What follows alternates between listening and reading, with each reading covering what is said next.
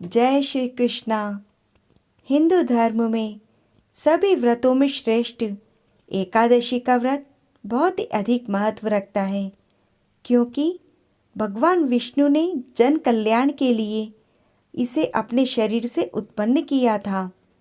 भागवत गीता में भगवान श्री कृष्ण ने एकादशी तिथि को स्वयं के समान ही बलशाली बताया है और सभी एकादशियों में नारायण के समान ही फल देने का सामर्थ्य है।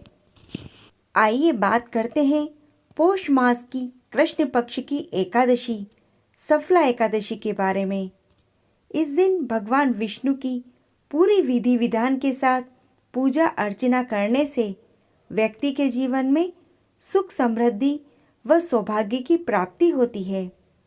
और जैसा कि इसके नाम से ही पता चलता है, सफला यह भक्तों के सभी कार्य को सफल एवं पूर्ण करने वाली है। धर्म ग्रंथों में भी इस एकादशी के बारे में कहा गया है कि हजारों वर्ष तक तपस्या करने से जिस पुण्य फल की प्राप्ति होती है, वह पुण्य भक्ति पूर्वक रात्रि जागरण से प्राप्त कर सकते हैं। इस दिन मंदिर एवं तुलसी के नीचे दीपदान करने का भी बहुत अधिक महत्व है। ग्रंथों में सफला एकादशी एक ऐसे दिन के रूप में वर्णित है जिस दिन व्रत रखने से मनुष्य के सभी पाप नष्ट हो जाते हैं और उसका भाग्य खुल जाता है। इस एकादशी का व्रत रखने से मनुष्य की समस्त मनोकामनाएं पूर्ण होती है। साधक को इस दिन व्रत रखकर भगवान विष्णु का मंत्र ओम नमो भगवते वासुदेवाय का उच्चारण करना चाहिए और इस दिन विष्णु सहस्त्र नाम का पाठ करना बहुत ही लाभदायक होता है। आइए सुनते हैं सफला एकादशी की व्रत कथा। एक बार महाराज युधिष्ठिर ने भगवान श्री कृष्ण से पूछा, हे जनार्दन, पौष कृष्ण एकादशी का क्या नाम है? उस दिन कौन से देवता का पूजन किया जाता है और उसकी क्या विधि है? आप कृपया करके मुझे बताइए। यह सुनकर भक्त वत्सल भगवान श्री कृष्ण कहने लगे, हे धर्मराज, मैं तुम्हारे स्नेह के कारण तुमसे कहता हूँ, एकादशी व्रत के अतिरिक्त मैं अधिक से अधिक दक्षिणा पाने वाले यज्ञ से भी प्रसन्न नहीं होता हूँ। इसीलिए इसे अत्यंत भक्ति और श्रद्धा से युक्त होकर करना चाहिए। और राजन, द्वादशी युक्त पौष कृष्ण एकादशी का महात्म्य तुम एकाग्रचित होकर सुनो। इस एकादशी का नाम सफला एकादशी है और इसके देवता श्री नारायण हैं। विधि पूर्वक इस व्रत को अवश्य ही करना चाहिए।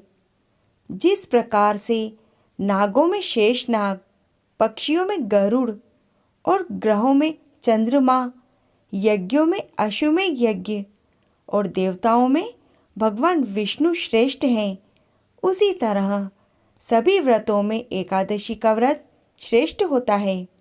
जो मनुष्य सदैव एकादशी का व्रत करते हैं वे मुझे अत्यंत ही प्रिय हैं। और इस एकादशी की व्रत की मैं विधि कहता हूँ। मेरी पूजा के लिए ऋतु के अनुकूल फल, नारियल, नींबू नैवेद्य आदि 16 वस्तुओं का संग्रह करें। इस सामग्री से मेरी पूजा करने के बाद रात्रि को जागरण करें। भगवान पुरुषोत्तम इस एकादशी का महत्व बताते हुए कहते हैं कि इसके समान यज्ञ, तीर्थ, दान, तप तथा और कोई दूसरा व्रत मुझे प्रिय नहीं है। 5000 वर्ष तप करने से जो फल मिलता है उससे भी अधिक सफला एकादशी का व्रत करने से मिलता है। हे राजन, अब आप इस एकादशी की कथा सुनिए। एक चंपावती नगरी में महिष्यमान नाम का राजा राज्य करता था। उसके 4 पुत्र थे। उन सब में लुम्पक नाम वाला बड़ा राजपुत्र महापापी था। वह सदा पर स्त्री और वेश्यागमन तथा दूसरे कामों में अपने पिता के धन को नष्ट करता रहता था और सदैव ही देवता, ब्राह्मण, वैष्णवों आदि की निंदा किया करता। जब राजा को अपने बड़े पुत्र के ऐसे कुकर्मों का पता चला तो उन्होंने उसे अपने राज्य से निकाल दिया। तब वह लुम्पक विचार करने लगा कि मैं कहाँ जाऊं, क्या करूं।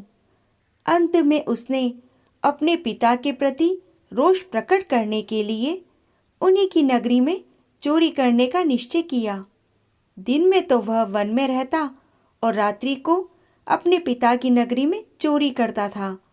इसी प्रकार अब प्रजा को तंग करने लगा, उन्हें मारने तथा उनके साथ कुकर्म करता था। कुछ समय के पश्चात सारी नगरी उससे भयभीत होने लगी। वह वन में रहकर पशु आदि को मारकर भी खाने लगा।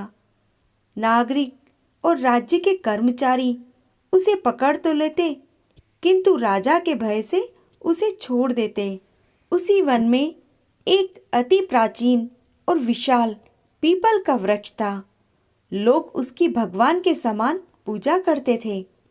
उसी वृक्ष के नीचे वह महापापी लुम्पक रहा करता था। इस वन को लोग देवताओं की क्रीड़ा स्थली मानते थे। वह लुम्पक कुछ समय के पश्चात पोष माह की कृष्ण पक्ष की 10वीं तिथि के दिन वस्त्रहीन होने के कारण सो न सका। उसी रात्रि शीत के कारण उसके हाथ पैर अकड़ गए।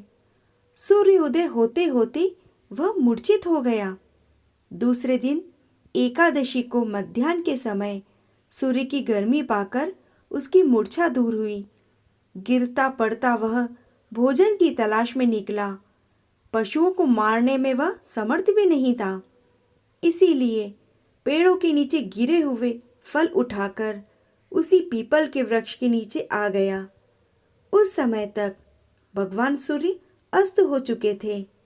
वृक्ष के नीचे फल रखकर कहने लगा, यह सब आपके ही अर्पण हैं, आप ही तृप्त हो जाइए। उसी रात्रि को दुख के कारण उसे नींद भी नहीं आई। इस उपवास और जागरण से भगवान जनार्दन अत्यंत ही प्रसन्न हो गए और उन्होंने उसके सारे पाप नष्ट कर दिए। दूसरे दिन प्रातःकाल एक अति सुंदर घोड़ा अनेक सुंदर वस्त्रों से सजा हुआ सामने आकर खड़ा हो गया और आकाशवाणी हुई कि हे राजपुत्र, श्री नारायण की कृपा से तेरे सारे पाप नष्ट हो गए। अब तू अपने पिता के पास जाकर राज्य को प्राप्त कर। ऐसी दिव्य वाणी सुनकर वह अत्यंत प्रसन्न हुआ और दिव्य वस्त्र धारण करके भगवान आपकी जय हो ऐसा कहकर अपने पिता के पास गया।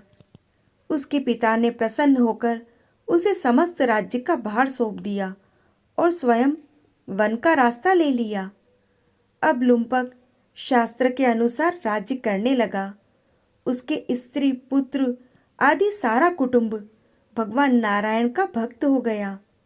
वृद्ध होने पर वह अपने पुत्र को राज्य का भार सौंपकर वन में तपस्या करने को चला गया और अंत समय में वैकुंठ को प्राप्त हुआ। अतः जो मनुष्य इस परम पवित्र सफला एकादशी का व्रत करता है उसे अंत में मुक्ति मिलती है, और जो नहीं करते वे पूंछ और सींगों से रहित पशुओं के समान होते हैं। इस सफला एकादशी के महात्म्य को पढ़ने से अथवा श्रवण करने से मनुष्य को अश्वमेध यज्ञ का फल मिलता है। इसी प्रकार की आने वाली एकादशी कथाओं का आनंद लेने के लिए आप इस चैनल को सब्सक्राइब करें और इस कथा को लाइक व शेयर करें। जय श्री कृष्ण।